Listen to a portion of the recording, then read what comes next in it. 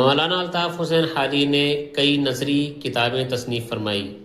ان کی اہم نثری کتابوں میں مولود شریف جو 1864 سے 1870 کے بیچ لکھی گئی، تریاق مسموم یہ 1867 میں لکھی گئی، یہ کتاب پادری عماد الدین کے جواب میں لکھی، اصول فارسی 1868 میں لکھی۔ مجالس النساء یہ حالی کی پہلی اصلاحی ناول ہے جو لاہور میں لکھی گئی سن 1874 عیسوی میں۔ سفر نامہ حکیم ناصر خسرو 1882 عیسوی میں لکھی۔ حیات سعدی یہ پہلی سوانحی کتاب ہے جو شیخ سعدی کی حیات و خدمات اور ان کی شاعری پر مشتمل ہے، اور یہ 1886 عیسوی میں لکھی گئی۔ مقدمہ شعر و شاعری یہ 1893 عیسوی میں لکھی، یہ تنقید کی پہلی کتاب مانی جاتی ہے۔ یادگار غالب یہ 1897 عیسوی میں لکھی۔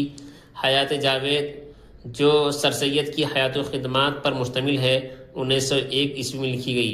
ان کے علاوہ دیگر کتابوں میں شواہد الالہام، رسالہ خیر المواعظ، طباق الارض، مبادئ علم جیولوجی، تذکرہ رحمانیہ، مضامین حالی، مقالات حالی اور مکاتب حالی شامل ہیں۔ ان نثری کتابوں کو یاد کر لیں۔